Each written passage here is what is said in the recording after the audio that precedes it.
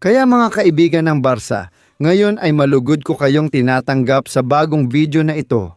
Isang kamanghamanghang video na ikukwento at ibabahagi ko sa inyo.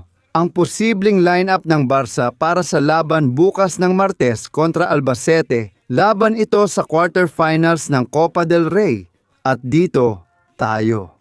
Magsisimula ang Barca 1 oras at kalahati bago ang laban. Live na may pre-game, opisyal na lineup at lahat ng detalye para hindi ka mabitin.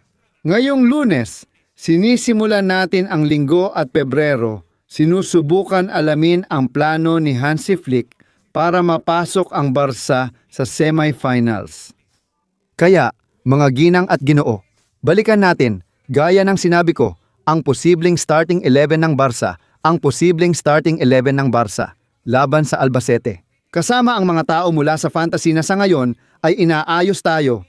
Wala pa tayong lineup ng Albacete, pero meron tayo ng sa Barca na magiging si Joan Garcia, Eric sa kanan, Araujo, Gerard, Martin at si Cancelo bilang left back. Mga midfielder sina Mar Bernal.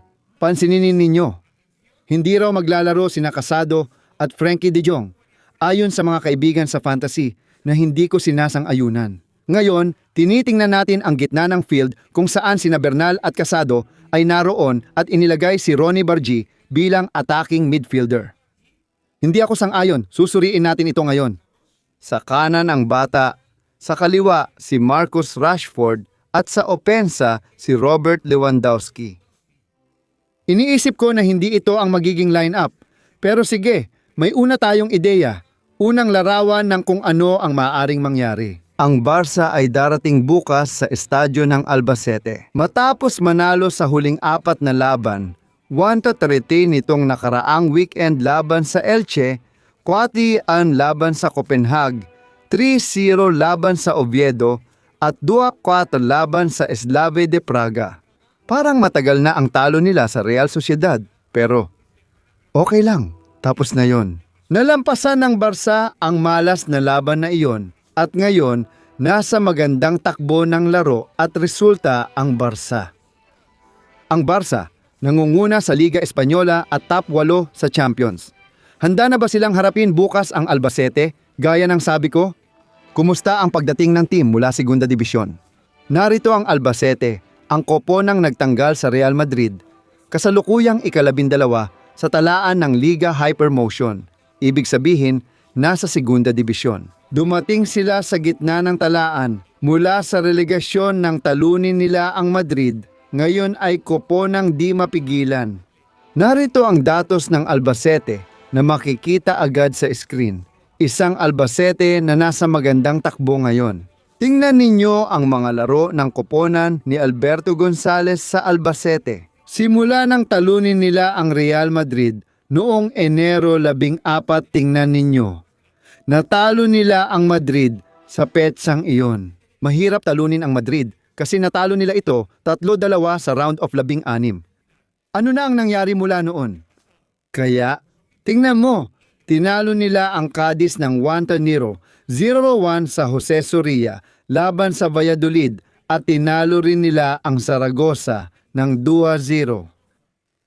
Wala silang pinapasok na kahit isang goal mula noong gabing iyon sa laban kontra Madrid. Grabe talaga! Tingnan ninyo. Malakas ang dating nila.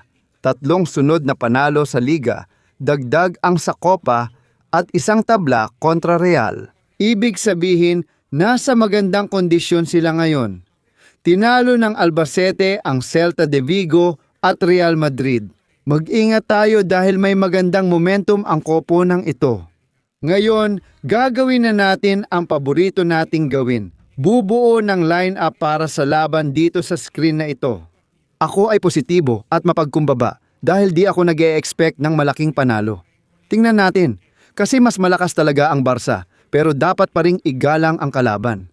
Binanggit ko ang pagiging mapagkumbaba dahil mukhang nagkulang ng respeto ang Real Madrid at sila rin ang naparusahan sa huli. Lalaban tayo ng maayos. Magiging mahirap ang laban. Mag-ingat tayo dahil ang laban, pamilya, ay ilalathala ng live dito sa channel na ito. Ako lang ang lalaban bukas. Wala si Ira, Kaya hiling ko ang buong suporta mo. Pindutin mo na ang like button ngayon. Pindutin mo ang like button dahil dumating na ang oras para gawin natin ang ating lineup, ang pinakaimportanteng bahagi ng video. Dito natin bubuin ang lineup ng Barca. Sa goal, ilalagay natin si Joan Garcia, ang ating goalkeeper. Sa tingin ko, sa simula pa lang, wala namang duda. Kasi sa mga nakaraang round, si Joan Garcia naman lagi ang naglaro. Tama, naglaro si Ter Stegen ng isang game bilang starting goalkeeper bago lumipat sa Girona. Pero si Joan Garcia ba ang naglaro kontra Racing? Sa pagkakaalala ko, naglalaro na siya para sa Barca sa round na ito ng Copa del Rey yung nakaraan, kaya si Joan Garcia pa rin ang nasa goal. Sa right back naman. Noong una, may balitang magkakaroon ng rotations. Sige, kung iniisip ko na pwedeng maglaro siya sa right back, pakiramdam ko maglalaro si Koundé. Kahit na natapos siya na may iniinda, pero may kaunting posibilidad. Pero kung maghuhula tayo, mas mabuting ipahinga muna siya. Di ba? Kasi baka bumalik ang iniinda niya. Oo, si Eric Garcia na lang. Mas mabuti siguro na ipasok natin si Eric Garcia. Si Eric Garcia, pasensya na. Ipasok natin si Eric Garcia dito. Mas mabuti siguro iyon. Kasi si Koundé ay galing sa iniinda. At baka maging problema kung ipapasok siya. Sang-ayon ako. Mas mabuti sigurong ipasok si Eric Garcia. Baka kasi lumala pa ang problema ni Koundé. Kahit na sinabi niya pagkatapos ng laro na ayos lang siya sa kaliwa. Ipasok natin si Cancelo. Sige, pahinga muna si Balde. Pahinga si Balde, si Cancelo sa kaliwa. Tapos magkasama ang mga sentral na depensa. Dito ipapasok natin si Gerard Martin at Ronald Araujo. Sa tingin ko ayos lang ito. Sige, magpahinga, maghanda. Maging maingat. Kung gusto natin ng mahusay magdala ng bola, pwede sina Pau at Ronald. Pero gusto ko talaga ang depensang ito at nakikitang maayos sila. Totoo yan. Sa gitna ng field, malinaw na nakikita ko si Frankie de Jong. Kailangan talaga niyang maglaro sa laban na ito, walang duda. Walang duda. Kasama si Marc Bernal. Sa tingin ko si Marc Bernal ang magsisimula. Gustong gusto ko itong midfield na ito. Bernal, Frankie. Gustong gusto ko talaga. Magandang koponan. At ngayon, sa attacking midfielder, magaling sina Olmo at Fermin, pero ipapasok ko si Fermin. Si Fermin ang uunahin ko. Siya ang magsisimula bilang attacking midfielder. Ang koponang ito ay gumagamit ng depensa na 5. Sa kanan, si Alhamid Jamal ang panimula. Siguradong kaliwang pakpak. Mag-ingat dahil hindi makakalaro si Rafinha sa laban matapos magkasakit laban sa Elche. Pero mukhang wala namang seryosong problema sa kanya. Kumpirmadong mahalagang alagaan ng Barca si Rafinha dahil napakahalaga siya sa koponan. At sa ngayon, magpapahinga si Rafinha kaya makikita natin na mananatili siya sa bench. Sa tingin namin, si Marcus Rashford ang pinakamainam para sa kaliwang bahagi.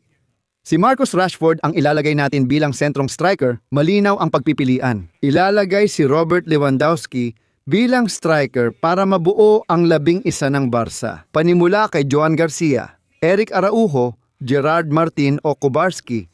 Kahit na sa tingin ko, mas babagay si Kubarski para sa laban na ito. Pwede, may duda ako kina Pau at Gerard, pero si Pau na lang ilalagay ko. Cancelo de Jong, Marc Bernal at Fermin. Sa harap sina Alhamid Jamal, Marcus Rashford at Robert Lewandowski. Para sa akin maganda ang koponang ito sa ikalawang kalahati.